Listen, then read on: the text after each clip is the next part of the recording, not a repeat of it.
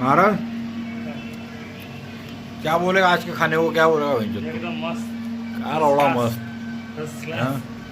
Grade मटकी, चना, मेथी, गाजर, गोभी, कांदा, लवड़ा, लहसुन और नींबू. अरे किधर काय बघा भाई तू? अरे ते मीठ कशाला आणलं बाळा? चांगलं नाही रे. तू क्या गुंडा बनेगा रे तू? मीठ चांगलं नाही.